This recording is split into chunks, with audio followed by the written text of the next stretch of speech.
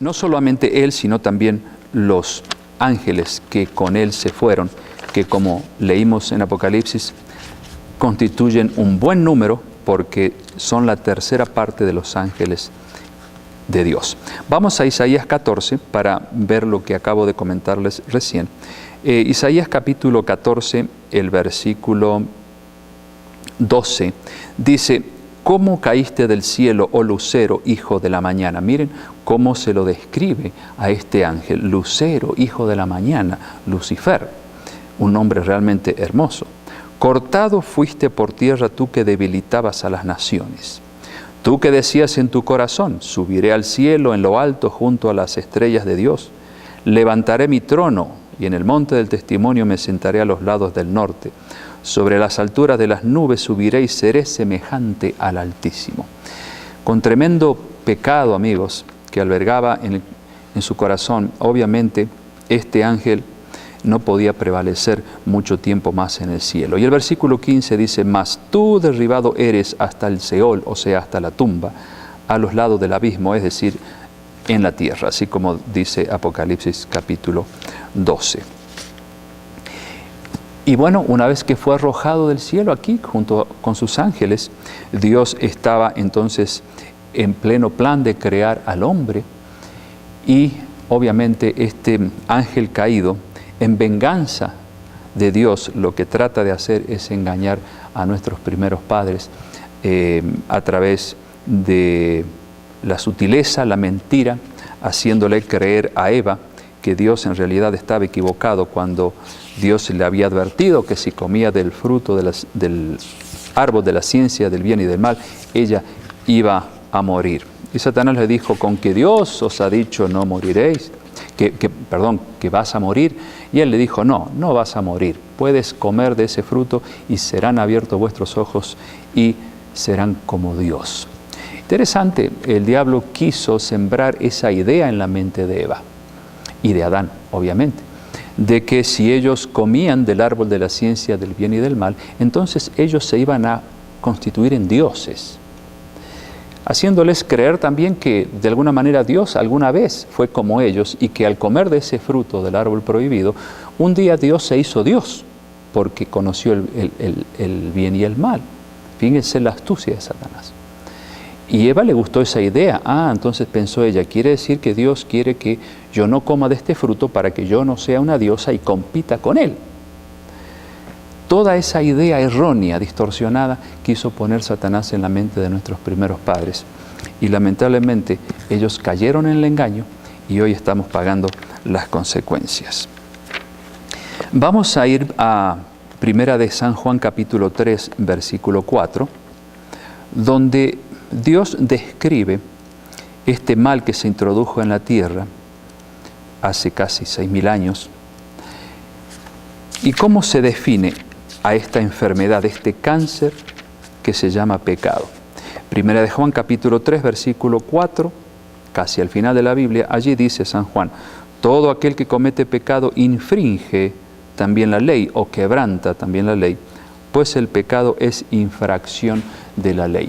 En otras palabras, amigos, lo que se introduce en esta tierra por causa del engaño de Satanás es ese mal llamado pecado, que aquí está definido como infracción de la ley. Dios ha establecido una ley en el cielo para todo el universo y para nuestra tierra, para que todos los seres creados vivan felices, en armonía y en paz. Pero el diablo quiso establecer su propia ley, quiso hacerles creer a los seres humanos que transgrediendo la ley de Dios podían ser eternos y podían ser felices. Tremenda mentira. Ahora, fíjense qué interesante.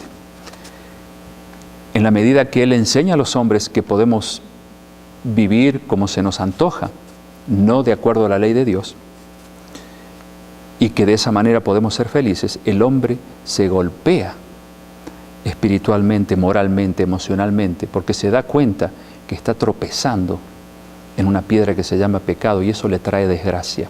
Y como le trae desgracias a su vida porque está violando la ley de Dios, pensando que así puede vivir feliz igual, el diablo luego lo induce a que esa persona le eche la culpa a Dios de sus sufrimientos acarreados por su propia desobediencia. Fíjense hasta dónde llega la maldad del diablo. Por eso la palabra de Dios nos dice claramente de qué forma nosotros podemos huir de sus engaños. Ustedes saben que la paga final del pecado es la muerte, como dice Romanos 6:23. Pero Dios, en su gran amor, trazó un plan rescate. Y el plan rescate, lo conocemos muy bien, fue enviar a su único Hijo para que Él diera su vida por nosotros, viviera antes de dar su vida por nosotros una vida perfecta, sin pecado, demostrándole al diablo, tapándole la boca al diablo, quien continuamente acusaba a los hijos de Dios de que ellos no podían guardar la ley de Dios, que no podían obedecer a Dios, que era imposible, pues esa era la queja que Satanás tenía en el cielo. Por eso cada cual debe hacer lo que se le dé la gana, es esa la prédica del diablo. Pero Jesús vino a demostrar con 100% la naturaleza humana en su cuerpo, de que dependiendo de Dios, a través de la oración, a través de la obediencia a su palabra, sí se puede vivir una vida sin pecado. Y por eso Jesús, y repito, siendo 100% humano, sin dejar por supuesto su naturaleza divina, pero dependiendo de su naturaleza humana y de la oración, de la buena voluntad entregada al poder de su Padre, le demostró a Satanás y a toda la humanidad que sí se puede ser fiel a Dios, que sí se puede vivir una vida limpia, que sí se puede ser un hijo de Dios conforme a los designios de nuestro Padre Celestial. Murió en la cruz del Calvario y allí Satanás entonces ya no tuvo ninguna acusación que hacerle a Dios. Se dio cuenta que él estaba perdido con todas sus artimañas, que toda su prédica era una sola mentira y que por lo tanto nadie ahora podía creer a lo que él estaba insinuando en la conciencia de los seres humanos. Isaías capítulo 1, versículo 6, describe también el profeta Isaías lo siguiente. Isaías capítulo 1 y versículo 6. ¿En qué condición se encuentran los seres humanos cuando están viviendo en el pecado lejos de Cristo? Desde la planta del pie hasta la cabeza no hay en él, en el ser humano, cosa sana, sino herida, hinchazón y podrida llaga. No están curadas, ni vendadas, ni suavizadas con aceite. Por eso, más adelante, Dios en el versículo 18, a través de Isaías dice: venid luego, dice Jehová, y estemos a cuenta. Si vuestros pecados fueren como la grana, como la nieve serán emblanquecidos. Si fueren rojos como el carmesí, vendrán a ser como blanca lana. En otras palabras, amigos, no tenemos que lamentarnos porque nosotros estamos heredando la tendencia al pecado, la tendencia al mal por causa de aquel error cometido por nuestros primeros padres. Más bien nos tendríamos que lamentar si nos quedamos en esta condición y seguimos en las huellas del pecado. Pero estamos a tiempo para aceptar la invitación de Dios, de recurrir a Él y decirle: Señor, mira, yo no quiero ya estar más bajo el dominio del diablo. Él me ha causado muchos problemas, en la familia, en el trabajo, en muchas cosas, por causa de que me ha inducido a cometer errores o a vivir una vida de pecado. ¿Qué estoy cosechando? En vez de cosechar bendición, cosecho maldición, así como cosecharon Adán y Eva. Entonces, lo que mejor podemos hacer es acercarnos a Dios y decirle: Señor, cambia mi corazón. No quiero seguir detrás de las huellas de este ángel caído que tanto sufrimiento, tantos problemas ha traído a este mundo, y a Dios mismo, que sufre también por cada uno de nosotros cuando tenemos algún problema ocasionado por el enemigo. Por eso, amigos, yo creo que es tiempo de volvernos a Dios, de conocer más el mensaje que Él nos ha dejado en su palabra, para no estar sirviendo por ignorancia a este ángel caído llamado Satanás. Eso es lo que Él quiere, hacernos caer, hacernos creer sus mentiras y de esa manera hacernos sentir infelices y tan derrotados que muchas veces nosotros le echamos la culpa a Dios por nuestras desdichas, cuando en realidad es Él que nos está induciendo a andar por malos caminos. Pero si ustedes y yo nos aferramos de Cristo, nuestro Salvador, el que venció a Satanás en la cruz del Calvario, pues entonces el diablo nada más tendrá que hacer con ustedes y conmigo. Él será un enemigo vencido. pero todo depende del buen uso de nuestro libre albedrío o nuestra libertad de elección.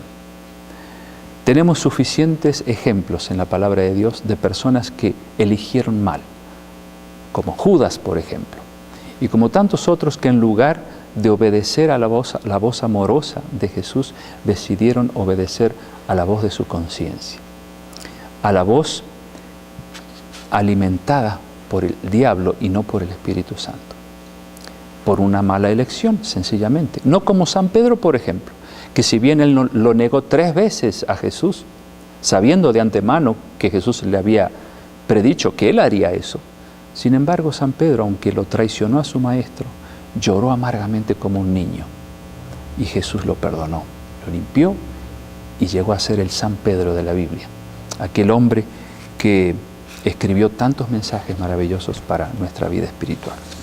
Por lo tanto, yo creo que en este tiempo, amigos, en que aguardamos la segunda venida de Cristo y aguardamos la destrucción final de Satanás y de todos sus ángeles, la mejor decisión que podemos tomar para ser felices mientras avanzamos en la historia de este mundo, la mejor decisión es permitirle a Jesús que tome posesión de nuestro corazón, que sea Él el que gobierne nuestras emociones, nuestros sentimientos, nuestros pensamientos y nuestras decisiones, para que el enemigo de Dios no nos haga caer en las trampas que Él continuamente a través de sus ángeles malignos trata de ponernos en nuestro camino.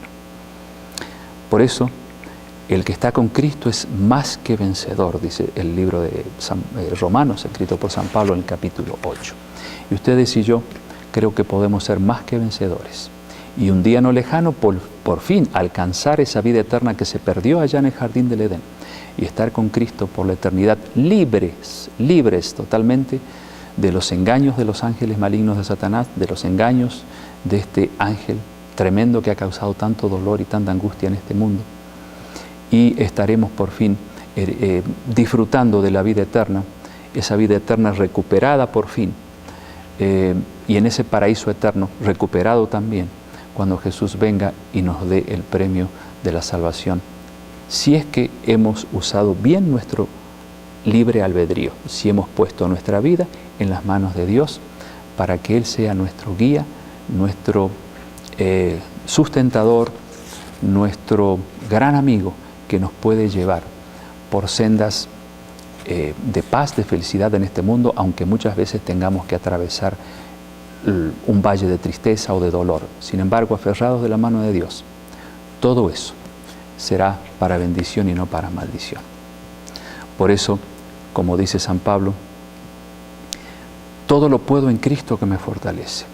Y aquellos que aman a Dios, todas las cosas, dijo Él, les ayudan a bien, aun las cosas malas. Los cristianos vivimos felices, aunque muchas veces tengamos que sufrir, porque tenemos una esperanza en el corazón que Cristo la ha puesto allí. La esperanza de que un día el diablo y sus ángeles serán destruidos para siempre y por fin gozaremos de la vida eterna en un mundo totalmente diferente, donde no existirá el mal en ningún tipo de naturaleza alguna. Donde existirá la alegría, la felicidad eterna, donde no habrá dolor, ni muerte, ni llanto, y todo eso habrá sido destruido para siempre.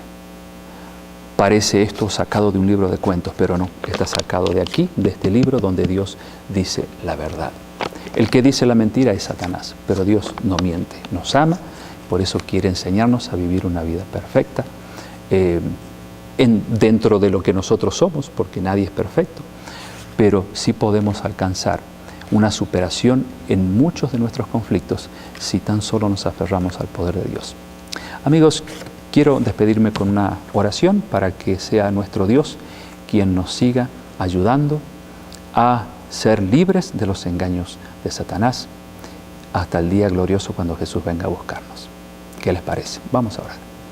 Querido Señor, gracias por revelarnos estas enseñanzas en tu palabra.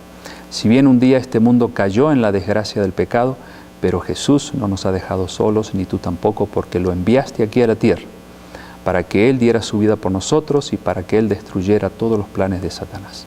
Ayúdanos a entregar nuestro corazón a Jesús, para que seamos felices en esta tierra y podamos un día no lejano estar con Él por la eternidad. Bendice a mis amigos en el nombre de Jesús. Amén.